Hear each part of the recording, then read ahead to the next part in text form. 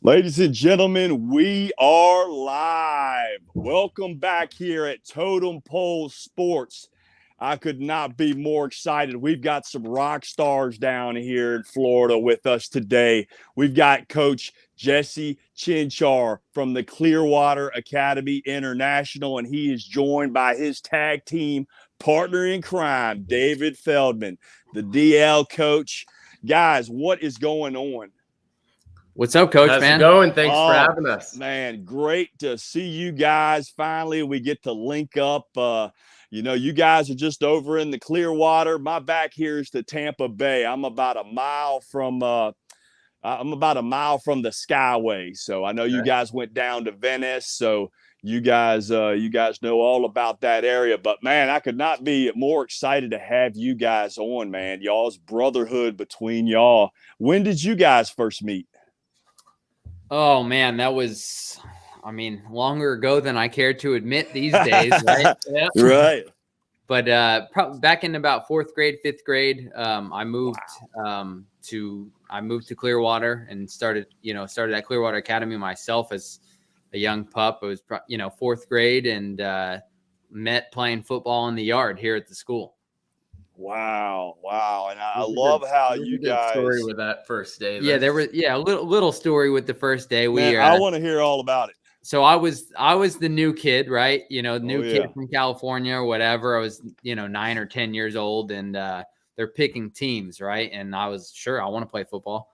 And so David walks up and he goes, can you catch? But with the can you catch, he chucked the football at the ground.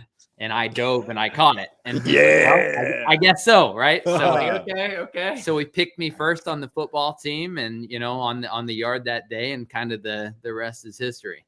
Man, that is so cool, man. That is super cool. Tried to throw a dart in the ground and you darted. I tried to get him. He was ready.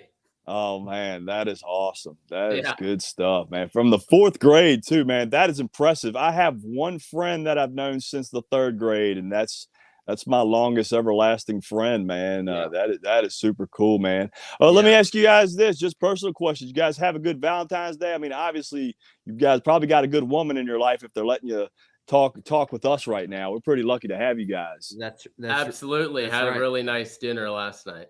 Yeah, good. Planning a dinner for this Saturday. We hung out last night just a little bit after work, but the real date's on Saturday, so we're getting to work on the plans right now.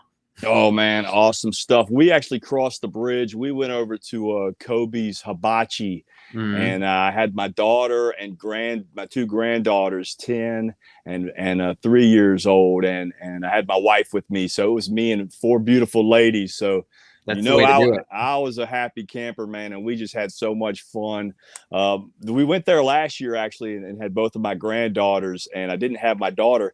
And, man, my oldest granddaughter remembers everything about it. She was, like, doing the play-by-play. She was like, all right, now they're going to do the onions. Love that. Yeah, they're going to do the onions in the volcano. Yeah. And the coolest thing is the guy had all the stir fry in one spot and started making the heart. And he asked her, because she was answering everything, he was like, do you know what this is? And she was like, yeah, it's a heart. He was like, no, it's stir fry. And everybody just started laughing. Yeah.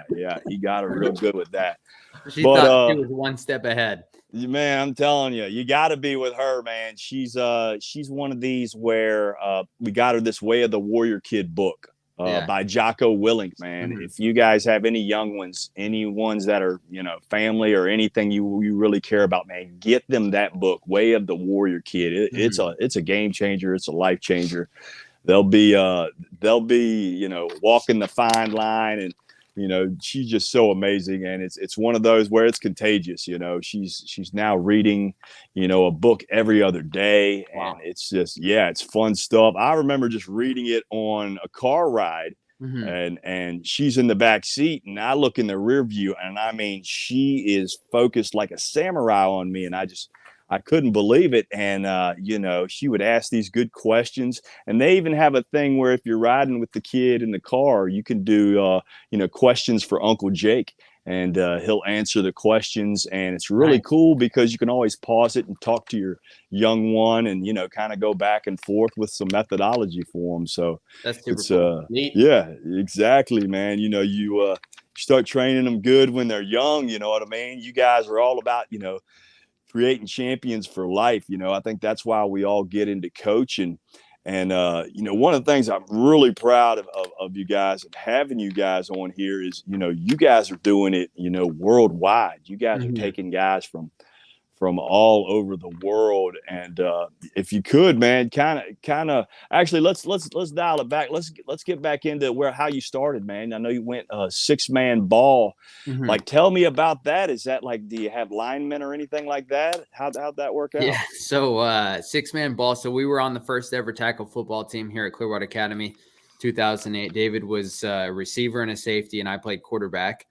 And man, it was a blast. I mean, it was one of the best things I've ever done. And like you mentioned, friendships that have lasted a long time. Like, I think our best relationships and friendships that we have are kind of dating back to those football days. I mean, shoot, you look at David's wedding, and those guys are from the football days, and the whole party, yeah, right. And yes. All those important things in life and memories and relationships kind of all started in those days. And so they're definitely special times to both of us. But 6-man, to answer the question, man, it's crazy. What do we have out there? We had formations with you out wide, and we'd have, as much, I would say it could be as flag football as you want it to be, where you could have a center and 4 receivers, wow. Yeah. Or you would have teams who would pack it in tight and have a guard on either side, and a fullback and a tailback. Everyone's eligible though. Yeah. So that is awesome. Your center is a receiver that can block. Yeah. And so, like, I remember explaining to somebody the other day, and we're talking about like your routes, right? You're the center and you've got a post route. Okay. Is that left or right? Yeah. You're in the middle. You are the center. So it's a crazy game. It was a lot of fun though. That has to create a serious, it's got to really be one of those where your creativity level, when you get to 11 men, it's got to be insane, man. You got to probably have so many ideas of running in your head, because you have to just be, on such a creative level, at that. And then, when you end up, with twice as many guys, man, it must feel like, that you're shooting fish in a barrel. It's got to seem easy. And let me ask you this, Coach, did he, since he was the quarterback, did he ever throw any darts at you and see if you could dive and catch it? I'm sure there's a story about that. Like, I got you back. There's a whole bunch. I don't know if there's any quite like what I was doing to him, but right. We connected a lot. That is good stuff. Coach Philman. Do I still hold any records around here? Probably. Really? Oh yeah. I mean, shoot, we had several 4 or 5 touchdown games, where this guy would catch 4 or 5 touchdowns and pick one off on defense. And, we don't really interlap the stats from our days, because nobody would catch us. It's not 11-man ball, so. Heck yeah, man. You sound like you was Al Bundy back then. Oh yeah. We'd get out there and sling the ball around for sure. So you would play, and then, say there was a side change, you just go from receiver to defensive back, huh? Yep. The majority of us were. Would you come off of the field, coach, and they'd bring in like a linebacker or pretty much? Okay. I mean, the best story, just to show how funny our 6-man team is, right? Back in the day, like, we don't pretend that we were some crazy legitimate organization. Like, it was the first year of high school football for Clearwater Academy. We had, the best way to illustrate it is, in our first game, it was 6-man football. We had 8 players on the team. Awesome. So, awesome. I mean, I started the game as the only guy who was not going to play both ways. And about halfway through the first quarter, it's like, when I'm out of breath at free safety, it's like, okay, I'm the first up. Like, I'm going. Jesse, help me out here. That is awesome, man. It's almost like it reminds me of like how high school wrestling is, you know what I mean? Like, you gotta, it ends up being almost a one-on-one type deal throughout the whole thing, man. That's very impressive. So when did you guys graduate up to, the 8-man? And, You know, did they make you start keeping a lineman in? And this is all full pads, correct? Yep, all full pads. Full contact. 8-man to me is more like they have 6-man kind of all over. And so 6-man kind of originated during the Great Depression. Okay. And so there weren't they weren't enough bodies to go around to play 11-man football in some of these small schools. And so the small schools would play 6-man football and the bigger programs would play 11-man football. And so you still see it throughout the country. In my opinion, I think there should be 2 versions, 8-man and 11-man football. 8-man is where it starts to get a little bit more like real football, where you have 3 ineligible. So you have your center and your 2. I mean, really, you could call them a guard. You could call them a tackle because, they're right next to the center, but they're also the end man on the line of scrimmage. And then you kind of say, okay, guard, center, guard, and you drop 1 skill position. You've got 8-man football. And so, again, more translates to 11. Teams can bunch it in as much as you want, or they could spread you out as much as you want. We've always kind of been the, wheel and dealing. We're trying to throw the ball over the yard. And so even 6-man days, it was – we put our fastest dude at center 100% in our 6-man days. Yeah. And every other team would put the biggest, strongest guy at center. We'd put a small, fast dude there. Yeah. Oh, man, I like it. Because he does. He's going to be the first man off the ball. He knows when he's snapping it. Yeah, exactly. It was a big advantage. Man, that is good strategy. So, if you could get into some of your coaches, if you could. Yeah. As we've grown, and I would say that's where we've grown the most is in the beginning. It was kind of myself and David over here. And in 2014, we won our 8-man state championship with 14 kids. And it was three coaches. We really didn't have much, and it's kind of grown over the years. And once we went to 11-man football, we, wanted to bring in as many great coaches and surround ourselves with guys who we consider to be smarter than ourselves. And every year we've kind of added some pieces. We've added, you mentioned Coach Meyer, our offensive line coach, him and Coach Kyler, kind of tag team on the offensive line for us. That we've got 2 great offensive line coaches who, would be, a great offensive line coach anywhere. We're blessed to have 2.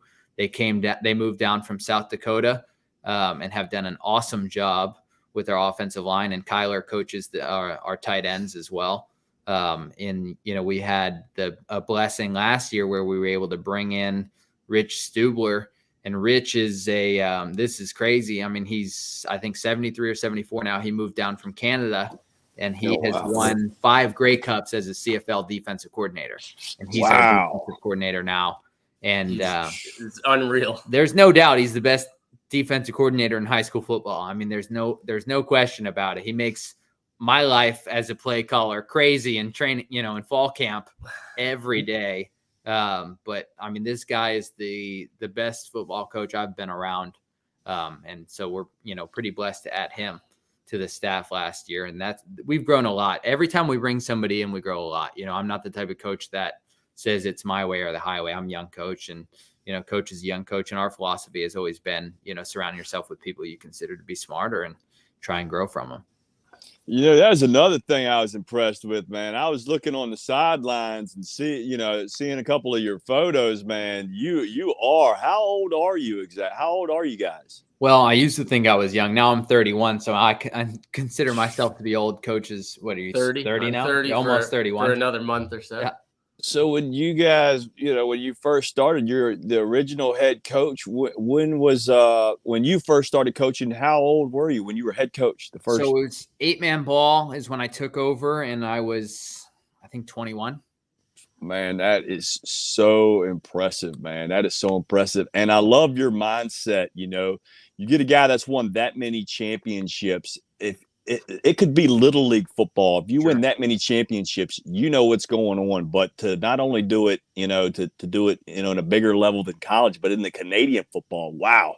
And they play a completely different game. They got guys going, in motion. And so it's a whole nother set of problems to deal with. I think, here you got less guys. So I think NFL is, slightly easier on the defensive guys. You know what I mean? You have to be pretty good defensive coach to coach in the CFL. Yeah. And he's kind of always been at the forefront of some of the things that have originated from that league. But the CFL is very innovative. Like, you look at RPOs and some of the stuff that it's in vogue now over the last 5 years in the NFL, and, obviously college kind of, we look at it, I think, as Americans and go, okay, the college game is kind of coming to the pro game.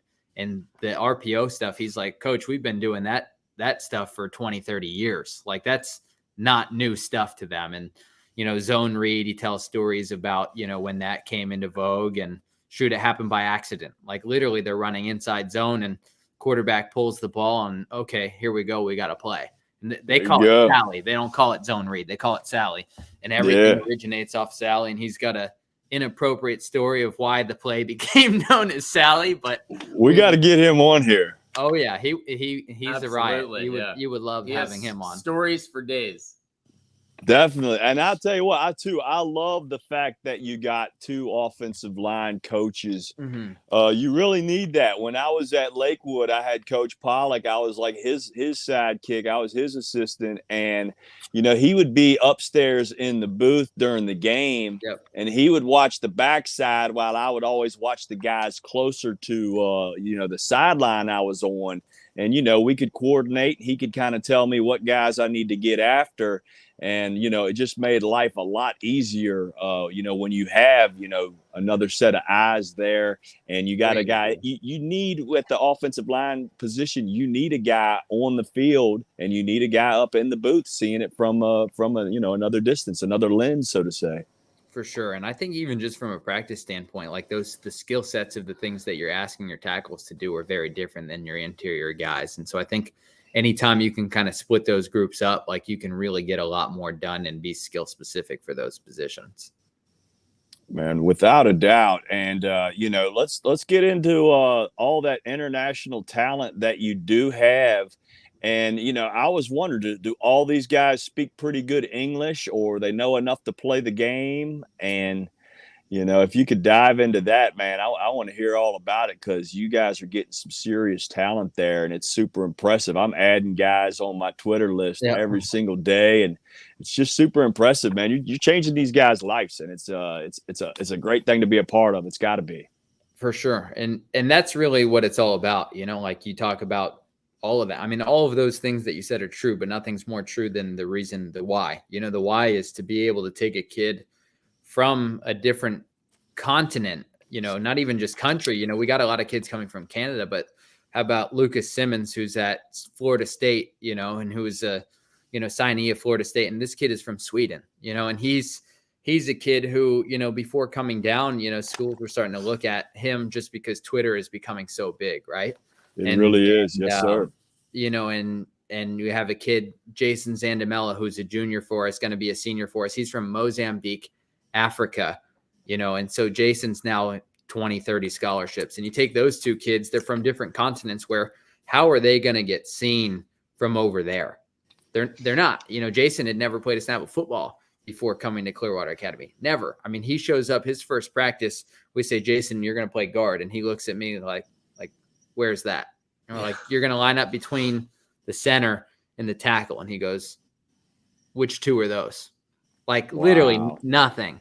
And now he's a national recruit. Yeah, national recruit, 4-star kid. And Lucas is, he's at Florida State and, doing a heck of a job there in his first semester so far. He's been there about a month now and loving it and doing great. The one kid I was reading, what is his wingspan? Like 6'11"? Is that right? Jason 6'3" and change, and he's got a 6'11" wingspan. Man. They both, Lucas and Jason, have the same wingspan. Lucas is 6'8", Jason is 6'3". Wow. Those guys are just specimens. And, we talk here a lot, some people, it seems like, just going through life lessons, man, some of the best people I've ever met, came from, the worst conditions possible.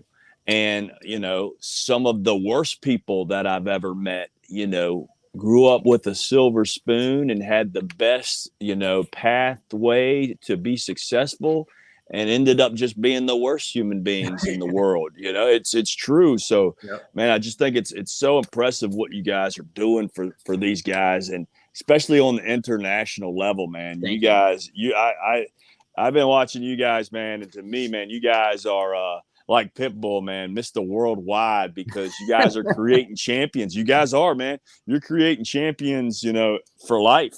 and it's from a worldwide standpoint. These guys will go back home eventually, I'm sure, hopefully, with a lot of money in their pockets, a big old contract, but they're never going to forget what you guys did for them and showed them and everything. And it's super and super impressive what you guys have been doing there.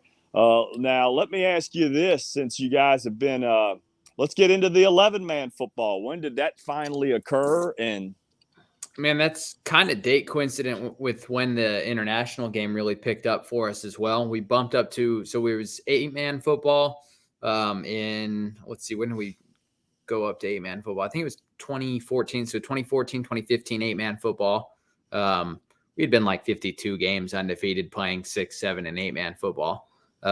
We bumped up in 16 and we brought in our first crop of, I would say, our biggest crop of international kids. And that was 16. We brought in a bunch of kids from Italy. Julian Baldi. If you look him up on social media, he goes by Coach Juice as well. He's actually got some CFL tryouts. He just got invited to the CFL Combine, I believe. Yeah. Oh, that's great, man. That's great. And definitely. So he played at Valdosta State. He went JUCO, then to Valdosta State. We brought in him. And that's a kid from a small town in northern Italy. Like, no one knows American football there. Like, right. They're born and bred soccer through and through. Yeah, he's the only one doing it. So. And Julian's got a big social media presence now. He kind of went viral over some of his weight room stuff that he's done. He's absolute freak in the gym. And even a great guy. You would love to have him on. He's somebody you should have on as well. He would love to come on. And we'll make it happen, Coach. Make it happen for us. We'd love to have him. He's doing some strength and conditioning stuff on the side where he's training people. And man, during COVID, he helped train our team a little bit in the gym as well. And he's just a phenomenal human being, somebody that we still see and stay in touch with all the time. And then in the next year, 2017, we had Habakkuk Baldonado come over from Italy. And he's actually most likely going to be the first guy that we've ever had drafted in the NFL. Him and Jared Wayne, our receiver, who both went to Pitt. So Jared's from Peterborough, Ontario, and Haba's from Rome, Italy. Those guys went to Pitt. Haba in the class of 2018. So he was our first Division I signee. And then Jared was in that next class in the 2019 class. And so that kind of helped elevate the international game as well, having, guys like that. Without a doubt, man. That is impressive. And how do these guys reach out to you? Man, it's been over the years. It's really, really grown over the years. David and I came up with like a bit of a strategy on how to continue Italy. So the head coach before me, he was Italian, from there, right? Yeah, straight Italian. Like his dad, his son Luca Stanzani was our quarterback for 5 years, when 8th grade year through 12th grade. Like he was playing on varsity as an 8th grader, and he's up at Long Island University now. And so when I took over for Aldo, Luca's dad, when he moved, I kind of just said, how are we going to continue this pipeline to Italy? So David and I strategized many nights in an office like this, figuring out how can we figure out to get this Italy pipeline going. And we, built some connections over there. David found Julian Baldi in 2016. Facebook. Facebook. Like literally, we're figuring out any way to reach these kids. And bring them over. Get creative. There's that 100%. Creative. That's all coming from 6-man ball right there. Yeah, you got it. And it just kind of just grew. And in the beginning, it was us reaching out to kids on social media, and now it's people hit us up every single day trying to come down from somewhere all over the planet. Really.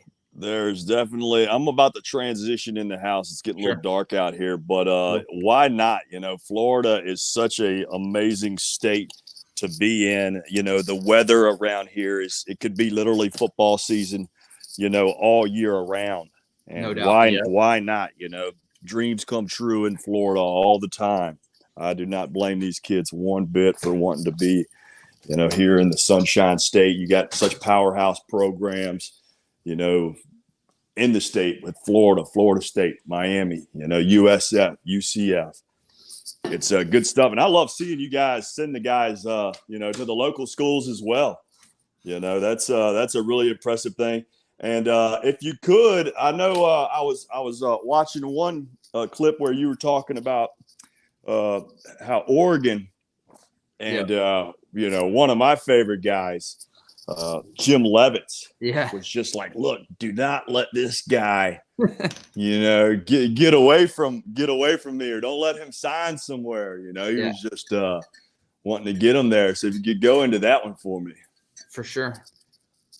Me? Go ahead. Man, so it was the day before early signing day, and it's Haba, the one who ended up at Pitt. Yeah. And Haba is starting to blow up a little bit, but not a ton. That was when our Twitter promotion started. That's when we kind of dove into Twitter and went crazy on it to try and promote the program. But Haba had one Division I offer. He had Coastal Carolina, and he was set to sign on Coastal on early signing day. And, it didn't quite sit right that it was his only option. We thought he was one of the best players in the country. Yeah. So this is when we started pounding our Twitter, like promoting him. Yeah. Promote. Like crazy. We were happy with him going to Coastal, but one of the biggest things is he wanted at least to be able to compare it to something else, right? And two, they didn't have engineering, which is what he wanted to major in at the time. And so he had went to a specialized school in Italy before coming over to figure out a school that he could, he was studying engineering there, which would eventually evolve to him studying in college. And so it kind of didn't sit right with his family that he wouldn't at least have a crack at it in college. Right. So based on those two factors, we just said, let's try and get your name out there a little bit. And Haba, cool story, and this is one for the kids as well, is Haba had made friends with the D3 school, and the D3 coach was kind of like, hey, okay, this kid's over my head now that he has Coastal, but why don't I do him a solid and pass his name to somebody that I know, right? And somebody that I know is Jim Levitt. And, I tell that story to our kids all the time about, hey, you never know who you're talking to. Like, treat every coach as if they're your dream school. Like, you don't know whether that guy's going to send you to a buddy, or shoot, maybe that guy gets 3 years down the road is your position coach, gets promoted, and, just treat people the way that, you want to be treated, and good things happen. And Haba kind of lived that every day. And so this guy calls Jim Levitt, and it's the day before signing day. It's maybe 8 p.m. in Italy. It's 6 hours later. Oof. Yeah, he was home for the holiday. Like, he's asleep, ready to wake up and sign. Like, asleep, ready to sign. Wake him up. Jim Levitt is on the phone. Levitt calls me, and he's like, hey, is this Jesse? Whatever. Yes. He said, well, this is Jim Levitt, defensive coordinator, University of Oregon. And I'm like, you don't need to introduce yourself, coach. Like, you're a legend in the Bay, right? Yeah, exactly. And so he basically says what you said. He's like, hey, listen, like, don't let this kid sign tomorrow. Like, Oregon is interested. He's like, I can't tell you that we're going to offer. Like, I got to see him first and kind of, see how that goes. But in order for me to see him, he can't sign.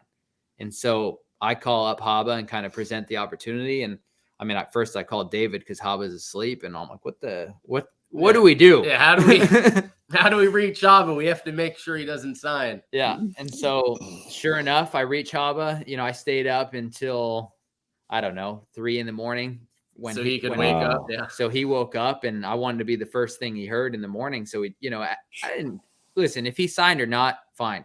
But I wanted him to know that he had, might have another option. And so he goes, you know what? And this is so Haba. He goes, I didn't come here to play it safe. He said, I'm not signing. Like, just immediately. Wow. He's like, I bet on myself coming here. I'm going to do it again. And so he goes, let's see what happens. And so he doesn't sign. Coastal gets pissed, obviously. I get cursed out a couple times, I think. And, I just said, look, the kid, I'm not saying he's not coming to Coastal, but he's going to explore his options. And that's what the kid wants to do. Like, if he comes to Coastal, I'll be thrilled for him, but I need him to be able to make that decision. And so Levitt comes down and was a man of his word. And he said, listen, if I don't sign you, listen, that's fine. But if I can't offer you, I'm going to tell buddies about you who probably will offer you. And sure enough, this kid starts blowing up. He gets, went from one offer to probably 20 offers. And then in a matter of 10 days. Something. Yeah. And we had never had Division I schools stop by at this rate. Maybe a couple had come by once or twice, and now it hasn't stopped since Haba. Yeah. And so that's good, man. That's you guys cleared a path. Y'all got an amazing pipeline there. And that weight room, that must be a pretty phenomenal stuff. There's got to be a lot of stuff going on, a lot of blood, sweat, and tears in that weight room. You know, I'm a big believer, you know, that you know, your championships, they're won in the off season. You know what I mean? That's when you you know, create that brotherhood, that bond, and everything. What type of program are you guys doing off season? And do you guys do any events where, you know, the guys just get to, you know, just hang out with each other a little bit more, maybe car wash type deals, you know, any kind of fundraiser type things y'all might do, or just you know, just team bonding events? We do. You know, our strength coach is phenomenal. He's you know, in my opinion, one of the best in the country. And one of the cool things, I think, is that we have somebody he's not a football coach. You know, it's not a football coach who seconds as a strength coach. He's a strength coach who, you know, trains our football team. Like, that is through and through what he does. He's amazing. We owe a lot of our success to Jeff, who's our strength coach, Jeff Wolf. He's amazing, man. He just gets it. And he, you know, he understands that these kids are football players, and his job is to keep them healthy and to get them bigger, faster, and stronger. And the results kind of speak for themselves. I mean, our kids are like, we have, you know, Albert Reese, who's at Mississippi State. He left here, I mean, and goes in day one and is the second strongest kid on that team on the bench press. Day one. Very impressive. And, wow. You know, Jeff wasn't our strength coach at the time, but kind of comes from a group who was training us at that time, and similar mindset and philosophy. But we've always had that. That's always kind of been the backbone of our program. And then in terms of events off the field, I mean, dating back to when we were players, we always felt like that's what made us special. Yeah. Is that bond and that brotherhood. And so David and I have been really big on building, you know, events in the off season for the guys to bond over. And I think, I mean, I think it was Tennessee, Coach Heupel, who's at, you know, Tennessee now. I was listening to him speak when he was at UCF, and he says, nothing says I love you like spending time with you, you know? And I think that that's super important. Like, the number one thing that these kids need to do is spend time with each other. You know, our kids, they spend so much time with each other, and shoot, these kids are telling each other they love each other, and, you know, working so hard for each other. And I think one of the best things that you can see about our program is when somebody gets an offer, it's not that like, oh, like, you got the offer I deserve. You know, like, these kids go nuts for each other. They love each other. Like, you know, like it's their offer. Yeah, 100%. Like Dylan Simpson, our heart and soul of our team last year, who signed with Long Island University. Like, he had a hard time getting offers because he's a 5'11" and 3/4 linebacker, and he's one of the most under offered kids on our team. Like, you should have seen the day when he got his first Division I offer. Like, the kids stormed out of the hallways, hugged this kid, lifted him up. Like, kids are crying. Like, I think it kind of just speaks to the volume of how much these kids care about each other. Man, I love that. Lakewood's got two guys going to Long Island, the defensive lineman, Tavon Wheeler, and wide receiver that just was considered all-state, Mac. So that's going to be awesome. And, man, speaking of that, like, how do you fill a void of a Luka? I mean, that has to be one of the hardest things in your amazing coaching career. Without a doubt. I mean, I had him for 5 years. And, you know, I think Luka was, you know, David's my right-hand man, but Luka was my right-hand man as well. You know, offensively, I mean, Luka knew. I mean, you don't replace him. You don't. Yeah. That's about as good as you could say you don't replace him. You know, you build your team. You improve things in other areas to make the team better, but Luka's he's not replaceable. Yeah. I mean, he's the best player we've ever had, in my opinion. I mean, you don't throw for 14,000 yards by accident. You know, he's a special player, but an even better person. I was just on the phone with him today. We're talking some scheme and stuff like that. That's a kid that, you know, you don't really replace him. And our new quarterback, Evans Chuba, has done a phenomenal job. And I think he's going to be really, really special in year 2 with us. But you can't replace somebody who spent 5 years in a program. And shoot, even before that, he was in our middle school program. And I mean, Luka was watching David and I play when we were little kids. Yeah, you must have known him when he was like what, 2-3 years old? Pretty much. Something like that. Yeah. Wow. So that's like having a coach on the field when you got a guy that's been through that 100%. many games. Yeah, definitely. You nailed that, Coach Feldman. You can't replace a guy like that. You build everything else up around to try to lessen the blow. Another thing I was watching, man, there was a guy, I just love the name, Man. Tell me about Man. Manny. Manny's was an 8th grade receiver for us last year. I mean, we say it, he's the best athlete on the team. I saw a catch that looked like, a 5th-year senior in college, man. What a play that was. He's very special. I mean, he's a smaller kid. He's in 8th grade. He should be a smaller kid. And he's, but dynamic, some of the best feet you've ever seen, but not just like, okay, athlete, but he's got incredible spatial awareness. He's, it's just next level agility. Dynamic. His ability to stop and start. I mean, he runs routes like a college football player, and he's in 8th. Like, he's the best route runner on our team, and he's in 8th grade. Wow. That's impressive. Guys, y'all got to raise y'all's game up there, you upperclassmen. This guy's breathing down y'all's neck quick. Right. And what's y'all just got a big guy that committed there. Vito? Let me tell me about Big Vito, man. I was just looking at, I think he's going to be 73, or I saw something like that. But what's the size and strength on that guy? So Vito he's 6'7", he's 250 or 255 pounds, and he's from Vancouver, British Columbia, so all the way out west above Seattle. And we're super excited about Vito. I mean, he's a really good kid. So get this gives you a feel for international football. Vito was his own offensive line coach last year. Good. Somebody was running the drills and I kind of held the fort down when he wasn't there. Like, no, we did not have an offensive line coach. Ooh. He was the guy. I was the guy.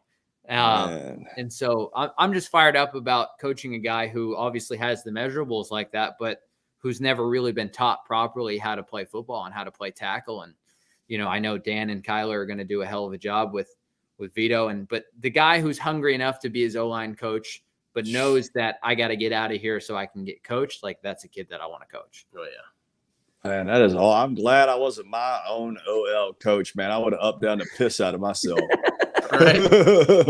Man, that is such a cool story. And I just love how you get these international guys, man. You guys are just changing their lives. I mean, and that's the thing. Some of these guys are so huge, and, you guys aren't the biggest of guys, but at the end of the day, man, you guys are the fatherly figures for these guys. Now, how do you deal with these guys coping, with just missing their home? They've got to get homesick like crazy, man. Do you guys ever, bring them to your own house or take those guys out or give them rides home and stuff like that? I would think y'all's bond got to be a little tighter than what your normal high school coach is, because you guys aren't really normal high school coaches. You guys are international, high school coaches. Yeah, I was going to say all the above to that. I mean, yeah, man. The bond is, I would say, a lot closer than, it is probably at other places. Yeah, I mean, your relationship with Sean, the Badadas, like, I'll go out to breakfast sometimes with my kids on the weekend, some of my D linemen. Like, I don't know how, common that is at other places. Boy, I'd hate to feed some of those guys. Good Lord. That's why I always love my guys. I'm like, man, I haven't told quite a few of them. I know I told Isaiah Wynn, one of my guys, A.D. Paulmore, he does mixed martial arts. I said, man, you're like a son, but better, because I don't have to feed you. I like that. Right? Oh, man. That's great. That is good stuff, man. I'm super proud of what you guys are doing, man. Those guys are going to always have you guys in their hearts and everything, and they've got to be, determined guys. Because let me just hear, what kind of hours are you guys usually spending there, on a day-to-day basis? I mean, our lift is at 7:30 a.m. and I'm still here. And the kids are. I'm not just here because we're doing the podcast. You know what I mean? Honestly, I've got the same exact setup. You can't see my setup here, but I've got my monitor and I bring my laptop home and I've got the same monitor at home. I'm working or calling David, and it's nonstop. I mean, it's, life of a head coach is 24/7 in my opinion. And it kind of has to be that way. And shoot, David is, David's off campus. David day trades for his day job. And not only that, but he has a amazing production company that, he's a part. I don't know if you want to speak about that at all. But yeah, plug it, man. Plug it. We'll do a lot of videos for the team, Silky Money Studios. You can, follow us on Twitter or our website, silkymoneystudios.com. We'll do some really cool stuff for like signing day, some dynamic edits that show off the boys. So it's fun to kind of merge those two things. Yeah, but the hours are endless. So even though he's, got 2 other jobs and coaching, he's got his hands full. He's always got a minute that turns into an hour for football. Yeah, the amount of 2-minute phone calls we've been on that I look and it's an hour when we hung up.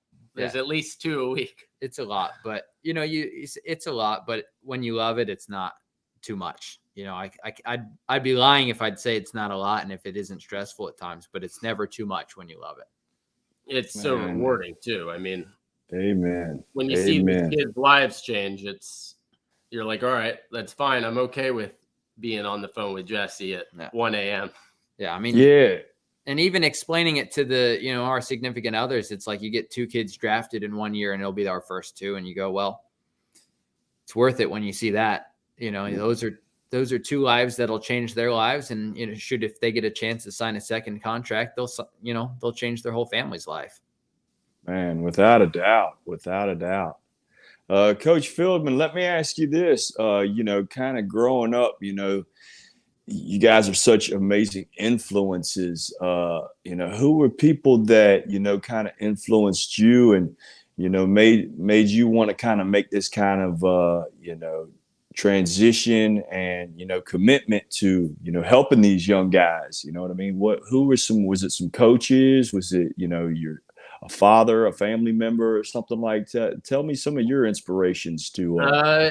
My inspiration as a coach, funny enough, probably came from this guy right here. I mean, that is cool, man. Yeah, I didn't grow up wanting to be a coach, or, it wasn't until he started coaching right after high school that I was, kind of thought about it more serious and, wow, this could really have an impact on, a lot of people. Maybe this is, something I want to do more seriously. Man, without a doubt. And Coach Chinchar, let me hear. I know you probably got quite a few. Man, ours is unique just because, like, when we started football at the school, I mean, when I say we started, like, it really was us petitioning to start football. Like, we didn't really have that many coaches in the building that knew football. Wow. And so, like, we were playing football, we were coaching flag football while we were playing. I mean, we started coaching flag football when we were 14, coaching, our friends' little brothers and stuff like that, and kind of fell in love with it at an early age myself, and kind of knew, like you said, we're not the biggest dudes. Like, I'm 5'8", 155 pounds. Like, I knew football was only going to go so far. Okay. And, I kind of knew that from an early age that I fell in love with coaching and making an impact through football. I was disillusioned. I was 2 inches taller than Jesse, and I thought he had a shot. I thought I had a chance. Still got a lot in the tank. You want to give some of that back. I get it. That's right. Man. Yeah. And so, I mean, man, people that influenced me, I would say Luca's dad, Aldo, was pretty influential on me from an early age. Just learning, like, he was just really sharp and he saw the game in a different light. He was a very outside the box thinker. And still to this day, he'll come to our games and at halftime, he'll give me a big hug and I'll say, "What'd you see?" And he'll say something very outside the box that I probably wouldn't have seen. And he kind of inspired me to think differently. And then I would say, who else? In terms of that, I mean, shoot, Aldo, one of our coaches, Joey, who kind of just really showed me the ropes in terms of how to treat people the right way. Like Coach Joey was just, he made it fun, and I that's always been my philosophy. Like, this game's, you're meant to work your butt off, but you're meant to have fun. Like, this is this is a kid's game and we're blessed to be a part of it. And you got to keep it fun at the end of the day, or it's not the same if it's too serious. And I would say those two guys at a young age. And then, to be honest, like outside of that, I kind of had to show myself the ropes. Like I didn't go coach somewhere else. I've really coached here, and I coached a little semi-pro where I coached under some guys. But I really had to dig far and wide, and we started going to clinics at a young age. And, you know, anybody that would give me any wisdom, you know, I was going to learn from them. So there's not really any one person in particular. It's kind of just everybody. I kind of just had that growth mindset of, hey, if you've done it, I want to learn from you. Man, I love that because, you know, I'm one that my background, my parents were not, you know, really strict disciplinarians and everything. So I had to become very self-disciplined to kind of get the things I want, get in the places I want. And, you know, I think as a good coach, you bump into really good coaches along the way, and you take a little of this, you take a little of that, you take a little of this, and then maybe you take some, you know, inspiration from mom or your aunt or your uncle, and you sprinkle that, and, you know, that kind of makes who you are. And I'll just tell you a little bit about my history. I played at a program, a very dominant program in Richmond, Virginia called LC Bird. And we had a coach there, Matt Bland, who he was playing football at the University of West Virginia, and he had Coach Jake there. Coach Jacobs, he had coached there at West Virginia, and this is in the Major Harris days, so in the mid-'80s, I believe. And then after he was their offensive line coach there, he transitioned up to Ohio State, where he was Orlando Pace's coach. So that was the guy that coached our coach, Matt Bland, and then Matt coached us. And he was just one of these amazing coaches where he just kind of always had his hand on the pulse, if you know what I mean. And he was the type of guy where he expected the most from the best. You know what I mean? The biggest guys, the strongest guys, he pushed them the hardest, and he would put the spotlight on you know, the guys that were, you know, the big Division I prospects when we're watching film, and he'd be like, this guy has this many offers. How many do you have? You know what I mean? He would really make it personal, and it was something else. We would be in the weight room sometimes, and he'd be spotting us, and, you know, we would throw up, you know, 315, 325, and then he wouldn't be there. And somehow 225 would get caught on our chest every once in a while. You know what I mean? It was one of those things. But, you know, after he would spot you, you just felt like you was an animal, like he built you up like that. And, but yeah, man, that was definitely a guy that, you know, not just coaching influence, but just complete role model and, you know, father figure. You know, there's been many a times later on in life where I got myself in some rough trouble. And the thing I said to myself was, you know, I wonder what Coach Bland would do. And I got a good feeling that the guys that you guys have had a part of and that have had a part of you guys, that they're going to sit back someday and maybe get in some kind of questionable scenario and say, you know what would Coach Fieldman do? You know, what would Coach Chinchar do? You know, so, you know, I got a good feeling that's what you guys are building right there, and it's very inspiring. And yeah, if you guys are watching, follow these guys. They're rock stars. And speaking of rock stars, man, let's get into this past year's schedule that y'all had. You guys opened up with Palmetto, Miami. Is that correct? That's right, Miami Palmetto. Mm-hmm. Good program, really good program. We hosted them and, you know, won that game. And, you know, we definitely had the hardest schedule that we've had ever. That was our first game without Luca as well. So. Right. So, yeah, that was, you know, really that's just the start of a new chapter in the book, I think, when you look at the big picture and, you know, having to, you know, try to replace a guy that's, you know, irreplaceable pretty much. But, yeah, to come out and start the season with a huge victory. There's not any team from that area that's going to be coming up playing soft or not bringing it. They always have a chip on their shoulder anytime they leave that territory. So for you guys to come out and get a big W, man, that had to be huge. And then did you guys travel to South Carolina the next week? We went to Fort Dorchester and played them. That was a really fun one. Now, did you guys take a plane ride, or is that a very long bus ride? How did that work? Charter bus. It's about 7 hours. Wasn't that bad. Okay. Gotcha. We've done a lot of long trips, so 7's not so bad for us. That's a great bonding time too, man. I always, as a coach, when we head down to Miami a couple times, over to Jacksonville, that was always a time where you try to pair up guys that can be playing beside each other if possible. But those seats are only so big when you got humongous tackles and guards sitting beside each other. But it's still a good time to bond and have a good time. Are great for bonding. Oh, they're the best. Yeah. And so how did that game go? Y'all did pretty well there, correct? We did. I mean, defense, it all started up front with the defensive lineman, David's group there. They took over the game, and was that a shutout? I know the first one was, yeah. Yeah, I forget if we let up a score, if we shut him out. At least no touchdowns. I can't remember if it was a shutout or not, but they didn't. I know we had their quarterback on his backside most of the evening. Wow. So.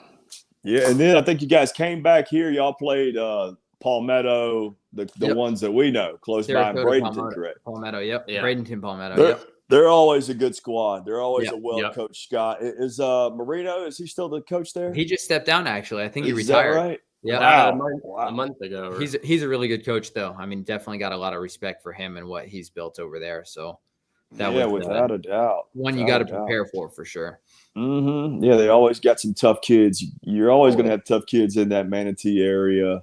Yeah. And you guys end up playing Venice as well, right? Powerhouse school. That was a good one for us. I mean, to be able to go in there, it's senior night for them, and to really kind of get a signature win for the program and for the boys. It was our first time beating somebody, I think, of that nature. Just a local powerhouse, state champ. I mean, just respect the heck out of what Coach Peacock has built over there, just in terms of year in, year out, being able to play at that level and not just be that good, but be that well coached. Like, they execute really, really well. They're very disciplined. They don't make mistakes. Like, Venice doesn't beat Venice. You know what I mean? Yeah, they are. You have to earn it when you're playing them. Man, and they're definitely. I was listening to somebody speak last year, and they were saying most games are lost, not won. Well, Venice doesn't lose a lot of games, and so you got to go in there and steal it from them if you're going to beat them. And our kids were awesome that night. We're also down a couple of our best players. Yeah, I mean, in my opinion, I always say we won without 2.5 of our best players, and really what that was is Jason Zandamela, our center. His mom passed during the season. Ooh. And he had to go back home to Mozambique for the funeral. And so Sean Sevillano, who is our nose, is, David's guy. Yeah, best defensive tackle in high school football. Wow. He now has to step in and play offensive line. Yeah, he played center. So he started at center for us and didn't he played like 10 snaps of defense. So I've now lost our best dude on defense. Yeah. And while he's a great center, it's not like he's working with us every day, so it's not quite our usual. And then Isaiah Thomas, who, has offers from Oklahoma and Penn State, Miami and Florida State and Florida. He was out that week, our safety. And so, we really played him without 3 of our kids with the most offers on our team right now did not play that night. And it's a real team type win for us. So to find a way to win under those circumstances, I think made it that much more special. Man, without a doubt, that had to be a signature win for the program. I mean, that Venice program, like you said, they're a well-oiled machine. For sure. Yeah, really, really good kids and tough kids too. Like, can't speak enough about how tough 9 is, their quarterback. I mean, that kid got hit over and over and over. And his father is, Bobby Bentley, who was the passing game coordinator for South Florida last year, was a great guy. And I reached out to him after the game just to say how much I respected the way his son played. And it's a really good team that we played for sure. Definitely tip our hat to them. Amen. Amen. Now, we've been talking some really good stuff, man. Let's get to one of the toughest thing it is to do in Florida, and that's to go out and play the Dreadnoughts, the Lakeland Dreadnoughts, man. Our guys went there. Lakewood went there, and I think they got, I don't know, I think they tried to fist fight the people getting off the bus, the cheerleaders, man. It was just there's something. Tell us something about going and playing football in Polk County that everybody needs to know worldwide here. David? It's a different atmosphere. And obviously they have an unbelievable football team, but the environment is unique. The heckling from the fans, just the whole experience is different. Oh yeah. And Coach Castle is a legend. He retired after the season, and those are some huge shoes to fill, without a doubt. He had that program swinging. I mean, they were really, really good, and they're always good. And last year they were exceptionally good. And, I don't think we did a good job that night, but they did a great job that night. And, that's a really, really good, humbling experience and a learning experience. And I don't know if you've seen Jalen Hurts talk after they lost the Super Bowl. It's one of the better minute sound bites that I've heard in a long time. And that's kind of how I felt after that game. You choose how you want to respond to a moment from that. And our kids, that's about really what we said to our kids is, how do you want to respond? And man, our kids really took that moment and learned and grew from it a lot. And I think the reason we were able to beat Venice 2 weeks later is because we had that learning experience against Lakeland. And, everything kind of happens for a reason, I guess you could say. And, the reason, was it wasn't our night that night. Yeah, without a doubt, man. We learned from it.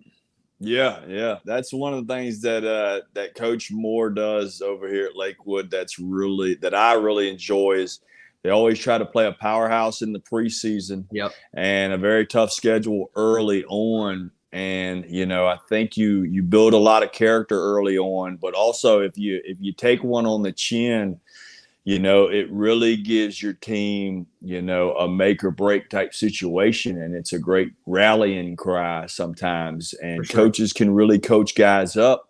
And, it's for a lot of the young guys, they know it's time to man up and really start focusing and getting dialed in and doing the little things, like you said, nobody just, a lot of teams can just beat themselves. It's the small things a lot of times that are just the difference. For sure. Yeah. Couldn't say it better myself. Now you guys ended up finishing the season. Now, are you guys eligible for playoffs, or how does that work specifically? Yeah. So we did play in a little independent state series. And so we were able to win that. It was just, a little 4-team playoff. So, play first game, go to a championship, win a championship was kind of the deal. We did that the last 2 years. And so year one, we beat IMG Whites. They're more like a varsity, a Florida high school varsity team as opposed to their national team. And then Still loaded. Year, and this year we played True Prep from down in Miami for that championship. Nice. Yeah, that is good stuff, man. Love seeing you guys get the exposure and, from y'all to pretty much build the foundation of the whole thing. They're probably going to do a book or a movie on you guys one day. And I can't wait to watch it, man. What you guys are accomplishing there is phenomenal. I would love to just come and watch you guys, pad up and just see the talent. We would love to have you out here. If I just love to see it, face to face. Anytime. Because that was the thing that was super cool. I was at Lakewood for 4 years. Went from about 2012 to about 2015, 2016. But I was there when the twins, Shaquille and Shaquem, they both ended up going to Central Florida. We had Marquez Valdez Scantlin, who went to NC State, and then he ended up coming back playing for South Florida. We had Rodney Adams, who went to Toledo, and then he came back to play at South Florida. And Isaiah Wynn, he went over to Georgia. Mm-hmm. And our tight end, A.D. Paulmore, he bounced around to some different schools, was at USF for a little while, got in some trouble, and he is now fighting mixed martial arts, and he is 5-0. He's fighting out of Kansas now, but if you follow me, you'll see me repost a lot of his stuff. He is the real cyborg. And it's just amazing because all of these guys came from the same area, and to see them all kind of, the twins. I know Shaquem retired. Shaquille is still playing at Jacksonville. Rodney Adams, I believe he's currently, trying to get into the acting career. So I wish him nothing but success. Valdez-Scantling just won a Super Bowl, and Wynn is still with New England. I believe he's a free agent, so we'll see what happens to him. But and then we got the Paulmore, my man Paulmore, the cyborg, fighting. So it's just phenomenal to watch, these guys transition, and you never know where your guys are going to end up getting into. Never know, man. It's going to be fun to watch. Exactly, man. Exactly. Well, I don't have a whole lot more. Is there anything else you guys wanted to get into? I think I've kind of, boxed you guys in long enough, man. It's been. Do you believe we've been doing it? We're hitting on a lot of good points. Do you believe we've been talking for a whole hour? No. Oh wow. I didn't believe it until I saw the clock, but it seems like an hour, man. Yeah, man. It seems like we've been talking for like 10 minutes. Well, let me plug our sponsor. When I call him to. Yeah, that's 2 minutes. 2 minutes. quick 2-minute call. Let me plug our sponsor, sure. Rack Coach. Check it out. Check out their website. That these guys, let them do all the work in the weight room. They've got the technology. They'll have everything you need. And man, appreciate you coaches so much. Anything else you want to give any shots out to anybody else? Go ahead. Man, I'm going to be launching a podcast this year, something I'm super excited about. And, kind of want to do, some similar things to what you're doing on here is, talk about football, but talk about life and talk about being great, off the field as well. And it's something I'm super passionate about. And it's going to be launching pretty soon. It's called Coffee with Coach Jesse. And I love it. The concept is kind of, two friends sitting down, having a coffee and chatting about life. It's sometimes it'll be football and culture and, maybe talk some scheme every once in a while, but I also want to bring guys on and, hopefully you'll come on and we could talk about life and some of the things that you're doing. Oh, amen. Amen. Coach Philbin, how about yourself? I think we hit on all the key points. I'm pretty satisfied. Good stuff. Appreciate you having us on. I appreciate all the kind words you've said about us tonight. Man, you guys are rock stars, man, and I'm not kidding. Well, I'll have a barbecue. I definitely want you guys to come over, bring your families over. We'll have a good time. Yeah, man, we'll chop it up. Totem Pole Nation, man. Follow these guys. Where can we follow you guys at? Twitter, Coach Jesse 18. I'm Twitter, Instagram, Coach Jesse 18. And then Coffee with Coach Jesse is my podcast. Yeah, David Feldman 81 on Twitter. And those are that's a shout out to back in the day when we played together. Those are numbers. I wore 18, he wore 81, and that's kind of our deal. We've kind of stuck to that. Oh, man, I love it. Well, Totem Pole Nation, thank you guys. And check us out in the morning. We'll be coming back to you live at 7 a.m. with Life Lessons with Coach K. Thank you, guys. Y'all have a great evening. Coach, appreciate it. You too, man. Take care.